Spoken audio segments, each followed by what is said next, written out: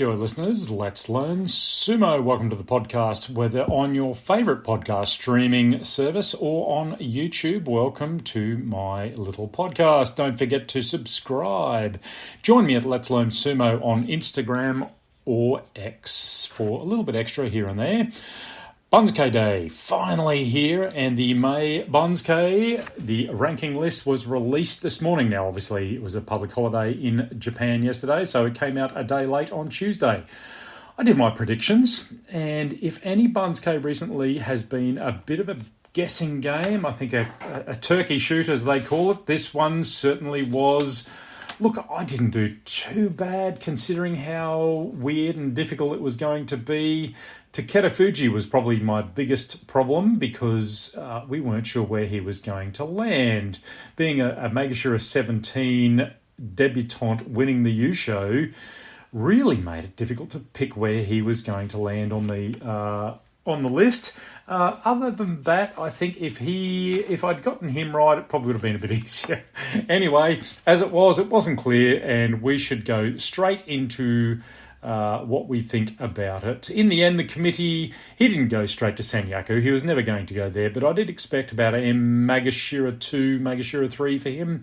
In the end, the committee went a bit lower than I thought at Magashira 6, alongside Midorifuji, who has also dropped a place. So let's look at the Banzuke for the May tournament in Tokyo, starting in just under 2 weeks. If you got a ticket to that tournament, you are extremely lucky. Well done for being in Japan at that time of year. It's a busy time of year. And well done for getting a ticket. My friend who's going to Japan shortly tried to get tickets and it was sold out within an hour for all 15 days. It's quite incredible. Anyway, of course, our Yokozuna Takerufuji sits atop the Banzuke. He has been both training and sparring in recent days. I saw a video of him cannonballing Ozeki Kirishima out of the dojo late during training. Ozeki Kirishima looked a little bit weary at the time, but he got fair thrown out, similar to what he did in March, and rolled over Hoshoryu. Smiles all about. It was a bit of fun. Hoshoryu, he sits at Ozeki 1 East. All his pretty good 11-4 March tournament work has paid off. Got him up to the top of the Ozeki list. 11-4. Let's see where he goes from there. Anytime an Ozeki gets over 10 wins, it's certainly a pass mark. 10 wins for a Yokozuna would be a fail, but Ozeki, they're not expected to win every match, but if they want to be Yokozuna, they need to go close to that. His standout in March was being one of the two to win against Takerufuji, using his pure strength to pull him Kotanage arm bar across his body pretty much from the tachi-eye. Bit of a surprise for Takerufuji and some fairly smart sumo there from the Ozeki Hoshoryu. Koto no Waka. Well, he's now gone. He's now Koto Zakura. He has adopted this shikona or ring name. It's his grandfather's old shikona. After honouring his father's name of Kotonowaka for some 5 years or so, he did say he was a bit sad to let go of Kotonowaka, but it's probably time to step up to his Yokozuna ambitions and take on his grandfather's shikona of Koto Zakura. That's quite a history of family sumo. His 10-5 in March was passable as an Ozeki. He did drop a few matches to other Ozeki and the Yusho winner Takerufuji. He also lost to Ura, the acrobat, so if we remember that match. Takakeisho comes in at Ozeki 2 East after making Kachikoshi, going to Kyujo straight after making his 8 wins. He escaped Ozeki Karaban status with his 8 wins. Kachikoshi returns to Ozeki in full standing, but look, whether he turns up in May or even does the entire tournament, if he does turn up, is still a question due to his ongoing neck injury. It's a long-term injury. He's still a 50-50 proposition at this time, apparently training with a fair bit of pain. Let's see how he goes. Look, I do think people tend to criticise Takakeisho, and I've been a bit critical of him at times. It's clear he's a sterling wrestler with a clear intent at every basho. His tactics sometimes might lead people to being a bit critical, but in former times he would have been promoted to Yokozuna before they changed the standard. So unfortunately, I think it's doubtful he will ever make it to Yokozuna now. He's unlikely to put 2 Yusho together, 2 Yusho wins in a row, given his injuries. Kirishima, he's down to Ozeki 2 West. He is Kataban status for this tournament, which means he needs Kachikoshi or he will be demoted to Sekiwake come July. His 5-10, and remember that was with one Fusen default win, was catastrophic for the Ozeki, who just seemed unable to put anything together whatsoever. He couldn't push, he didn't have any clear plan, he was stood up too easily. It was clear that something went terribly wrong, and no real word on what that was at this stage. Injury, look, most likely there was some injury there, but look, he has been training. He got thrown around, as I said, by the Yokozuna. He is a good bet to make Kachikoshi if he's even slightly healthy, and he's an outside bet to still make Kachikoshi even if he's not healthy. He will impose his will on it as best he can, I'm sure, even though it fell apart in March. Wakamoto Haru, one of my favourites, rises to Seki 1 East from his 9-6 in March. He needs a pretty good double-figure tournament to start his Ozeki run again, but he certainly needs to find a bit of consistency in his wins against the Sanyaku. Look, losses to Daisho, who really had a pretty bad tournament, so losing to Daisho then was not a great way to lose. Losing to Kotonowaka, Kotozakura, Hoshoryu, and even the Iwate bulldozer Takerufuji were the downers for him in March. Abi returns to Sekiwake for the first time since May 2022, first time in 2 years. Now, we know Abi is class, despite hankers and what have you. He's got a Makuchi Yusho, he's got 2 Juryo and 3 Makushita, 1 Sandanmei and a Jonadan title to his name. That is class. 9-6 was a good outcome in the meat grinder at Komusubi in March. I expect he wants to get back to Ozeki at some point. Asaniyama, he joins Komusubi and the Sanyaku ranks for the first time since his suspension in May 2021, when he was an Ozeki and did some COVID breaches, and it caused him to drop all the way down to Sandanmei. It's been 3 years, but he's kept up the pressure to rise the ranks. His injury is causing him no end of issues. If it's not one thing, it's another. This time he's hurt his medial ligament in his knee last week. He needs 3 weeks rest. The timing can't be worse for this tournament. It will be close. Look, I'd certainly think he'll fight, but it will compromise his training. He's got another 2 weeks. If it's not good for his fighting leg strength for the tournament. Anyway, a Kachikoshi, I think, with that sort of injury, coming into a tournament with that injury will be a good outcome. Just 8 wins to keep him there. He will struggle, I think, with a bad knee. Onosato debuts in Sanyaku ranks at Komusubi West. This is a big promotion from Megashira 5 to Komusubi after the Sanyaku ranks, after he took out the Fighting Spirit and the Technique prizes in March, and the Jun Yusho runner-up to Takerufuji. Look, debuting at Megashira 15, Megashira 5 for his second tournament, and then Sanyaku, that is quite the rise. However, the meat grinder of Komusubi will be a test for Onosato.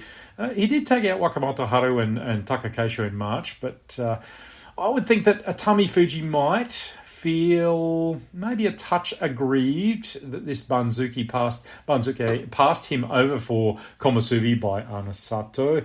Look, Atami Fuji got Kachikoshi. It wasn't 8-7 at Megashira 2. He had a claim on Komusubi over anyone else, but it was simply the 11-win outing, the trophies, and the Jun Yusho by Onosato clearly impressed the committee to jump him over Atami Fuji. I would think another Kachikoshi at Megashira 1 will see that happen for our atomic Atami Fuji next time round. Here's hoping that the meat grinder, he can make it through at Megashira 1. Daisho, for his sin of Makekoshi 6 and 9 at Sekiwake, he drops to Megashira 1. 3 wins after day 6 is just not good enough for Sekiwake. It was a pretty poor execution, poor movement. He just didn't seem to execute anything very well there. The threshing machine just didn't work. He kind of took on people at their own moves, and it was a very unusual tournament for Daisho. Fought good sometimes and just didn't fight good at other times. Very so. Look, I think he'll come good. I think he just needs a reset there. Hiradoumi is on the rise from Magashira 2 up to Magashira 4. Our big round belly man, after some pretty poor performances in 2023, he has strung together some form since November with 3 Kachikoshi wins on the row. His big belly force outs are working for him. Gonoyama, he drops into Magashira 2, up 4 positions after a double-digit Kachikoshi in March. 2 Fusen wins helped him to get to double digits, but he did put up a good fight against Takerufuji on day 15. He stopped the bulldozer for a while, at least, but in the end he fell to him. Look, this is the highest position he's risen to in Makuuchi for Gonoyama, So Magashira 1 and Komusubi, it will be a good test for him at Magashira 2. He will fight most of the Sanyaku there. Takayasu, the big hairy bear, he jumps to Magashira 3 from Magashira 8 after his excellent 11 and floor for slightly under the radar tournament in March. Look, he really pummeled the lower ranks, mostly from his position, but he seemed healthy. He seems in good form. The former Ozeki from 2017 is still keen. It's his 4th double digit in a year, 3rd since September. Injury is his only roadblock for this big hairy man. I think he'll do fine in Magashira 3. Tobizaru, the flying monkey, he comes up 1 spot to Magashira 3 West. 8 and 7. Kachikoshi is a pass mark, but his form... Look, it was a bit patchy for the last few months, and it was a bit patchy for this the last tournament. He was a good show in July in Magashira 1 last year with a 9 and 6, but a steady stream of 6 and 9s and 7 and 8s, and the last ever to Kachikoshi at 8 and 7. March was a bit patchy for him. Still punched out a Kachikoshi, good on him. Nothing has really changed in his style. He still remains a chaos agent, so I'd expect him to continue doing what works for him. Oho, he drops also to 1 rank to Magashira 4 after a 7 and 8 Makikoshi. Struggled against all of the Sanyaku except Daisho. If there was a prize for the most varied, weird Kimarite and the weirdest ones, it would certainly be Ura's. Magashira 4 after dropping, I think, was a very unlucky March for him. No major issues, just a few times he wasn't able to finish it off. Bit of bad luck, couldn't force the win.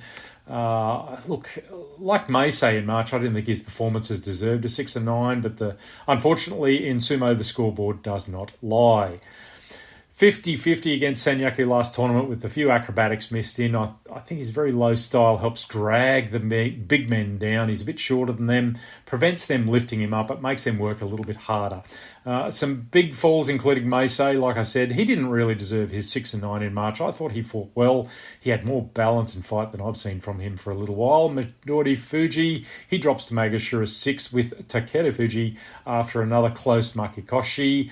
Look, I keep thinking Midorifuji, just when he gets his act together, it seems to fall apart for him a bit. Again, like Meisei and Ura, he's had a few, I would call them unlucky losses. And I think with the smaller guys like Ura, Midorifuji, he's always going to struggle against some of these bigger guys. He's always got to be a bit smarter than them. So, to our historic Yusho winner from March, rises 11 spots from Magashira 17 to Magashira 6. It's incredibly hard to judge where he might go on the Banzuke, as there is not a lot of precedence in the last 110 years of a Rikishi winning the Yusho on debut from Magashira 17. I think a few Magashira 17 winners, like I said, they weren't debutantes. They rose quite high in Magashira, so after a Yusho win from that position. So I expected maybe Magashira 2 or 3. I thought Magashira 6 was perhaps a little bit lower. They're trying to protect him a little bit, maybe.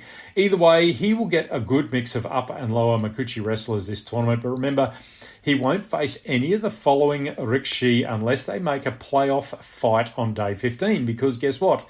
They're all from Isagahama Baya stable, and sumo are not allowed to fight each other from the same stable or relatives, even if they're in a different stable, unless it's for the day 15 for the playoff. So he won't fight the Yokozuna Terunofuji. He won't fight Tamifuji, Midorifuji, Nishikifuji, or Takarafuji at all, unless it's for a fight-off for the Yusho on day 15. I tell you what, Terunofuji might be a good option there on day 15 for a playoff. That'll be an interesting one if it does come up. Terunofuji did say it was watching Takerufuji win was one of his favourite moments in sumo, and I can see why. Look, when and if Haku Oho rises the Banzuke again, and while was in Miyagino stable, that has now been hosted and merged with Isagahama stable. He certainly won't be able to fight Haku Oho either. It's clear on the Banzuke that all of the Miyagino stable guys are now listed as Isagahama stable, which is a bit of a shame for them, and I do feel for them. This is now that we've got him in Isagahama stable, Haku Oho. We'll see how he goes. He's got a bit of promotion in Juryo to Juryo 8. Wakataka Kage continues his rise back from his knee injury. Look, he had a pretty good first part of the March tournament and fell away badly in the second half. Juryo 6 he sits at, and I would think anything less than a Juryo win would be perhaps not a great pass mark for him. Some of the other risers include Mita Kayumi, who jumps from Magashira 10 to Magashira 7. Nishiki Fuji, who teetered on the edge of Juryo, has found a bit of form in the last few tournaments. He's jumped up to Magashira 12. Look, this will be a most interesting tournament for many reasons. Very poor outing by our Senyaku in March. Surely that can't continue. I think there's a few issues there. Our new wonder kids, Onosato, Takerufuji, even Atami Fuji, they're now rising to face the full force of Senyaku ranked wrestlers, and maybe Senyaku, both motivated and healthy, will make for a very interesting test for all concerned. I'm certainly looking forward to this tournament. During the tournament, you might be able to catch me on a live stream commentary one night with the lads from Salt City Sumo. I'll drop a link on X and Instagram when that comes up, when we pick a day. That should be a bit of fun. Just a bit of relaxed sumo, watching for a couple of hours and telling everyone our thoughts. I hope you can join us for that action. Anyway, that's it for now. We'll talk to you when the tournament comes about. Hakioi listeners, let's learn sumo.